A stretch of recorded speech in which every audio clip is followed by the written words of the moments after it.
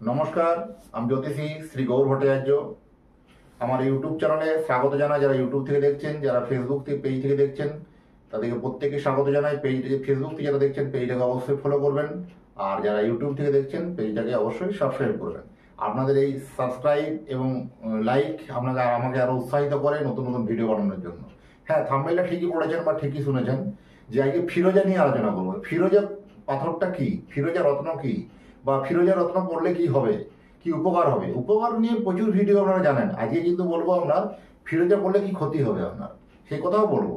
Video শেষ পর্যন্ত কিন্তু জানবেন, বা ভিডিও শেষ পর্যন্ত কিন্তু থাকবেন। ফিরোজা কারা কারা ধারণ করতে পারবে, এরকম হাজারো প্রশ্ন আছে। আপনি কি ফিরোজা ধারণ করতে পারবেন, বা আপনার কি ফিরোজা ধারণ করলে কোনো বেনিফিট পাবেন, বা আপনার কি ফিরোজা ধারণ করলে আপনার কোনো ক্ষতি হবে, সমস্ত প্রশ্নের আজকে খুঁটিনাটি সব প্রশ্নের উত্তর কিন্তু এই ভিডিওর মধ্যে পাবেন। প্রত্যেকেই ভিডিওটা কিন্তু শেষ পর্যন্ত দেখবেন, স্ক্রিপ্ট করবেন না, ভিডিওটা শেষ পর্যন্ত দেখুন। প্রথমে আমাদের জানতে হবে যে ফিরোজাটা কি, বা ফিরোজা স্টোন কবে পরবো, কবে ধারণ করব, কি বারে ধারণ করব, কোন গ্রহের জন্য, এই ফিরোজার কোনো সাইড ইফেক্ট আছে কিনা। ফিরোজা পাথর নিয়ে অনেক মানুষের একটা কৌতূহল প্রচুর প্রচুর মানুষের দেখা যায়। আর রাজা আমল বহুদিন থেকে মানে পৌরাণিক যুগ থেকে ফিরোজার একটা ব্যবহার বা ফিরোজার একটা কিন্তু চল দেখা যায়। বহু রাজা বা বহু বিদেশিদের মধ্যে বা বহু রাজাধিরাজদের মধ্যে এই ফিরোজা পাথরের রত্নের ব্যবহার কিন্তু অত্যন্ত গুরুত্ব বা অত্যন্ত কিন্তু ব্যবহার্য বিষয় একটা রত্ন। এই ফিরোজা পাথরটা এমনই রত্ন যে প্রত্যেক রাশির মানুষই করতে পারে। মানে স্পেসিফিক কোনো রাশির জন্য নির্ধারণ করা নেই যে এই রাশির লোকেরা পড়তে পারবে বা এই রাশির লোকেরা পড়তে পারবে না। প্রত্যেকটা রাশির জন্য মানুষ এটা পড়তে পারবে।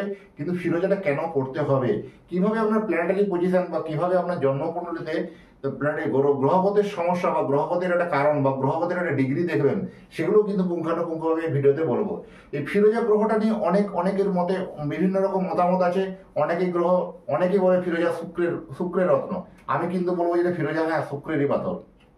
কিন্তু ফিরোজা যেহেতু নীলাভ বা নীল বর্ণের, বা এটা ফিরোজা তো প্রপার নীল নয়, নীল বা আকাশি তার একটা মিডিল কম্বিনেশন। এবং ওই দেখবেন নীল আকাশির মাঝে দেখবেন একটা ওই চিকচিকি চিকচিকি ভাব থাকে, যেটা হচ্ছে কিছু বিভিন্ন মেটালিক একটা ভাব থাকে। এটা হচ্ছে এটা ফিরোজার কিন্তু লক্ষণ। এরকম ফিরোজার অনেকগুলো কালার পাওয়া যায়, পুরো নীল পাওয়া যায়, পুরো আকাশি পাওয়া যায়। এই ফিরোজাটাকে কিন্তু শুক্র গ্রহকে যেমন কন্ট্রোল করে, শুক্র গ্রহের যেমন কার্যকারিতা আছে, সেক্ষেত্রে কিন্তু আমাদের শনিকেও কিন্তু কন্ট্রোল করে। শনি গ্রহের কারকতা আছে, যেহেতু নীলাভ, যেহেতু নীল, শনি গ্রহকে কিন্তু কন্ট্রোল করে। এবং রাহু এবং কেতুর জন্য কিন্তু ফিরোজা কিন্তু দারুণভাবে কাজ করে। অনেক সেলিব্রিটির হাতে দেখতে পাওয়া যাবে যে প্রচুর ফিরোজা স্টোন পড়ে আছে। ফিরোজা যেমন অনেক বড় আকারের রেস বেল্টের মতো করে হাতে দেখবেন অনেকে পড়ছে ফিরোজা। এই ফিরোজাটা নিয়ে আমি কয়েকটা ফিরোজা দেখিনি, তাহলে আপনাদের আরো সুবিধা হবে। এই ফিরোজা নিয়ে অনেকের একটা প্রশ্ন বা অনেকের ক্ষেত্রে একটা মানে ধারণা তৈরি হয়। এই যে ফিরোজা দেখতে পাচ্ছেন, এই যে ফিরোজা নিশ্চয় দেখতে পাচ্ছেন আপনারা। এই ফিরোজা দেখাচ্ছি, এই যে এগুলো হচ্ছে ইরানি ফিরোজা। এগুলো হচ্ছে ইরানি ফিরোজা, নিশাপুরি ফিরোজা। এরকম ফিরোজা নিয়ে অনেক প্রশ্ন আছে। ফিরোজা অনেকগুলো কোয়ালিটি হয়, অনেকগুলো ধরনের হয়, বিভিন্ন ডিফারেন্ট দামের হয়। কম দামের পাওয়া যায়, বেশি দামের পাওয়া যায়, লক্ষাধিক টাকা মূল্যেরও পাওয়া যায়, এবং সামান্য 100 টাকা 200 টাকারও ফিরোজা পাওয়া যায়। এই ফিরোজা নিয়ে অনেকের যারা ইটালির যেগুলো ইটালির ফিরোজাগুলো কিন্তু দেখতে স্বচ্ছ এবং চকচকে। কিন্তু এদের স্বচ্ছতার জন্য কিন্তু এদের কার্যকারিতা এত ভালো কিন্তু নেই। আমি প্রেসক্রাইব করবো, যদি আমি জ্যোতিষ হিসাবে যদি প্রেসক্রাইব করি, আমি বলবো ইরানি ফিরোজা বা নিশাপুরি ফিরোজা। যদি ইরানের একটা নিশাপুরি বলে জায়গা আছে, সেই জায়গায় যদি ফিরোজা হয়, যথেষ্ট ভালো, যথেষ্ট লাভজনক, যথেষ্ট ভালো কার্যকারিতা ভালো। এইরকম ক্ষেত্রে ফিরোজার জন্য কিন্তু অনেক রত্ন দেখা যায়। শাস্ত্র মতে বলা হয় যে সরাসরি যে কোনো রাশির লোকেরা যেমন পড়তে পারে। এই যে ফিরোজাকে কিন্তু বলা হয় মানে এখানে stone of the attraction. Stone of the attraction কি মানে কি, এখানে হচ্ছে কি মানে যে কোনো মানুষকে একটা অ্যাট্রাক্ট করার ক্ষমতা আপনার মধ্যে কিন্তু বৃদ্ধি পাবে। বা যেখানে যাদের দাম্পত্য জীবন খুবই ভালো চলছে না, বা দাম্পত্য জীবনের সম্পর্ক দিন দিন ধরে ভেঙে যাচ্ছে, বা দাম্পত্য জীবনের সম্পর্ক দিন দিন অবনতির দিকে যাচ্ছে, তারা ফিরোজা কিন্তু অবশ্যই ধারণ করলে অবশ্যই ভালো শুভ ফলাফল পাবেন। এবং ফিরোজা ক্ষেত্রে যাদের মানসিক চাপ, মেন্টাল ডিপ্রেশন, মানসিক দুশ্চিন্তা অত্যধিকভাবে আসছে, তারা কিন্তু ফিরোজা কিন্তু অবশ্যই ধারণ করুন। যারা বিভিন্ন ঘাত প্রতিঘাতের মধ্য দিয়ে কাটছেন, তারা ফিরোজা পড়ুন। এবং দুর্ঘটনা থেকে রক্ষা করে ফিরোজা। যারা বিভিন্ন রক্তপাত বা দুর্ঘটনা দিয়ে চলছে, তাদের মধ্যেও কিন্তু ফিরোজা কিন্তু খুব ভালো কাজ করে। যারা হতাশায়, লাক অফ ক্লিয়ারিটি, হতাশায় ভুগছে যে আমার কি করবো, আমার কি করা উচিত, আমার এতখানি বয়স হলো আমি কিছু করতে পারলাম না, আমি এখনো কোথায় যেতে, আমার সঙ্গে যারা চলছিল, আমার সঙ্গে যারা পড়েছিল, আমার সঙ্গে যারা একই সঙ্গে যারা আমরা খেলাধুলো করেছি, বড় হয়েছে, এই ছেলেটা এত দূরে পৌঁছে গেল, আমি এখনো যেতে পারলাম না। সেই সব মানুষদের জন্য কিন্তু হতাশার জন্য ফিরোজা অবশ্যই ধারণ করা উচিত। এরকম হাজারো হাজারো মানে প্রচুর প্রচুর কাজ, যাদের অনুভূতির বিষয়, এগুলো যারা বিভিন্ন ধরনের কারো চারুকলার কাজ করেন বা বিভিন্ন কোনো শিল্প জগতে কাজ করেন, যারা বিভিন্ন অভিনয় জগতে কাজ করেন, যারা বিভিন্ন খবর প্রডিউসার জগতে কাজ করেন, তাদের জন্য কিন্তু ফিরোজা অবশ্যই ধারণ করা উচিত। ফিরোজা হচ্ছে সামনের লোকটাকে আপনার কাছে ভালো করে প্রেজেন্ট করা।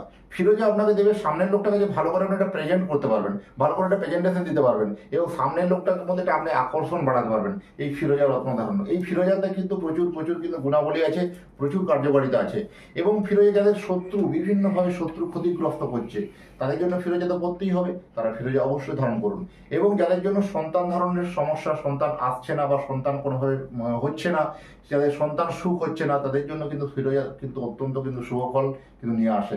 এবং এক্ষেত্রে কিন্তু দেখা যায় যে ফিরোজা কিন্তু এটাকে সবসময় কি হয়, একটা বলা হয় অর্থর জন্য বা আদর্শ বনের পাথর, একটা আদর্শবান তৈরি করবে আপনাকে। ফিরোজাতে কিন্তু আগেকার দিনে রাজা মহারাজারা ফিরোজা পাথর পাড়াতো কাদেরকে জানেন কি? সৈন্য সামন্ত থেকে, যারা সৈন্য সামন্ত লোকবল যারা আছে, যারা যুদ্ধ করতো রাজাদের হয়ে বা মহারাজাদের হয়ে যারা যুদ্ধ করতো, তাদেরকে কিন্তু ফিরোজা পড়িয়ে তারা যুদ্ধক্ষেত্রে পাঠাতো। এরকম কিন্তু চল অনেক শাস্ত্রে উল্লেখ আছে বা অনেক জায়গাতে দেখা যায়। তো এরকম ঘটনা গুলো কেন করা হয়? তাদের বিভিন্নভাবে রক্তপাত বন্ধ করা বা সেই জায়গা থেকে, যারা সেই লড়াই থেকে যাতে যারা জয় ছিনিয়ে আনতে পারে, তাদের জন্য কিন্তু ফিরোজা কিন্তু অত্যন্ত কার্যকারিতা করবে।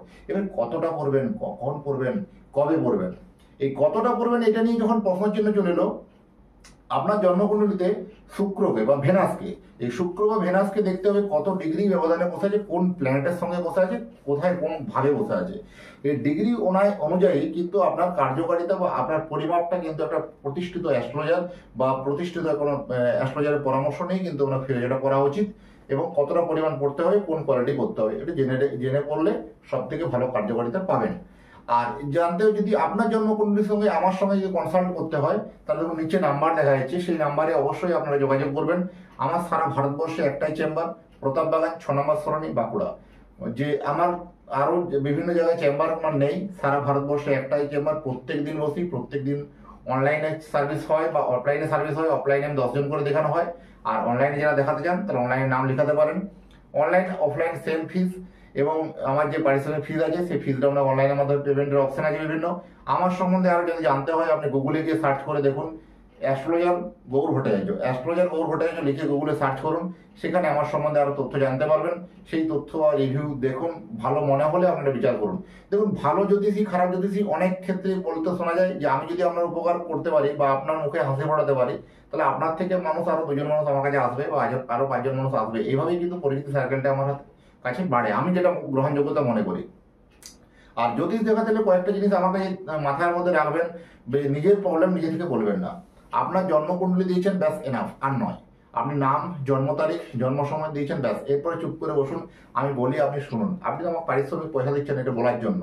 আপনার এখন বর্তমান সময় কি দশা চলছে, কি অন্তর্দশা চলছে, কি প্রত্যদশা চলছে, কি প্রাণ দশা চলছে, কি সূক্ষ্ম দশা চলছে, এতগুলো চুলচেরা বিচার হবে। এবং আপনার জন্মছকে প্ল্যানেটারি পজিশনটাকে পুঙ্খানুপুঙ্খভাবে বিচার হবে। তারপরে একটা নিখুঁত আপনাকে একটা প্রেডিকশন দিতে পারবো যে আপনার এই ঘটনাগুলো পেরিয়েছেন, এখন এই ঘটনাগুলো পেরোচ্ছেন। এই আপনার অতীত জীবন যদি আপনার ম্যাচ করে বা বর্তমান জীবন যদি ম্যাচ করে, তবেই আমার ভবিষ্যতের কথাগুলো আপনি শুনবেন বা শুনবেন, তবেই আপনার শুনবেন বা তবেই আমার কথাগুলো মেনে চলবেন। এটাই মানে বাস্তব। এটা আমি প্র্যাকটিক্যালি মানে কথা বলতে ভালোবাসি, হয়তো কথাগুলো অনেকের হয়তো তেতো লাগে, কথাগুলো অনেকের খারাপ লাগে, কিন্তু এটাই বাস্তব কথা। একটু ভালো করে বিচার বিবেচনা করে আপনারা ভেবে দেখুন, নিশ্চয়ই কথাগুলো বাস্তব। আপনার যদি আমি অতীত বলতে পারি, আপনার যদি বর্তমান সময় বলতে পারি, তবেই আমার ভবিষ্যতের কথাগুলো বিশ্বাসযোগ্যতা আপনার কাছে মনে হবে। তাছাড়া কিছুই নয়, নাথিং, কিছুই নয়। এরকম এরপরে আমি আসি যে ফিরোজা পাথরটা যে সবসময় কি হবে, খারাপ নেগেটিভ দিক কি আছে, যে ফিরোজা পড়লে কি কি নেগেটিভ হতে পারে। ফিরোজা পড়লে নেগেটিভ শুধু একটাই হবে, যদি আমি অন্যভাবে যদি ধারণাটা করি, যে ফিরোজা পড়লে খরচা বাড়াবে। আপনার বিলাসিতা খরচাটা প্রচুর বেড়ে যাবে। আগে আপনি পছন্দ করতেন আপনি 2 টাকা 5 টাকার জিনিস, এখন আপনি পছন্দ করবেন 2000 টাকা 5000 টাকার জিনিস। আপনার পছন্দ করবেন আপনি কোনো সময় একটা ছোটোখাটো রেস্টুরেন্টে খাওয়ার জন্য, পরবর্তীকালে আপনি 5 স্টার রেস্টুরেন্টে খাওয়ার জন্য। আপনার শখের আহ্লাদটা কিন্তু বেড়ে যাবে। আপনি ছোট দোকান থেকে একটা মার্কেটিং করছেন, পরবর্তীকালে একটা বড় শপিং মলে যে মার্কেটিং করছেন। এইরকম ধরনের একটা খরচ, বিলাসিতা খরচাটা একটা শুক্রের যেহেতু এটা কারক গ্রহ বা শুক্রের এটাকে বলা হয়, শুক্রের কারকতার এটা কোনো সঙ্গে মিল আছে, যে শুক্রের যেহেতু এটা স্টোন, তার জন্য কি ফিরোজা ধারণ করলে কিন্তু আপনার যথেষ্ট কিন্তু আপনার খরচ লেভেলটা কিন্তু অনেকখানি কিন্তু বাড়িয়ে দেবে।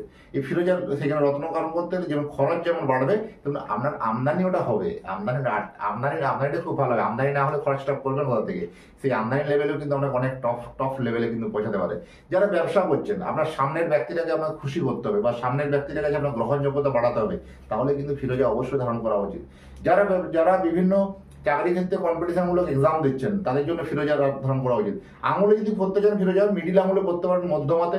কয় করবেন? শুক্রবার দিন, ফ্রাইডে, যে কোনো এনি ফ্রাইডে, শুক্রবার দিনে পড়ুন, মধ্যমাতে পড়ুন, ভালো কাজ হবে আঙুলে। এবং আঙুলের থেকে সব থেকে আরো ভালো, যেহেতু বড় স্টোন, যাদের মানে 25 রতি 30 রতি বা 40 রতি সাইজের যাদের লাগে, তাদের জন্য কি হয়, বিভিন্ন আপনার এখানে দেখবেন রিসবেল্ট পরে রিসবেল্টের মধ্যে পড়তে পারেন। এবং ফিরোজা সব থেকে ভালো, ভুলেও কিন্তু সোনায় করবেন না। ফিরোজা সব থেকে বেস্ট হবে আপনার রূপোতে।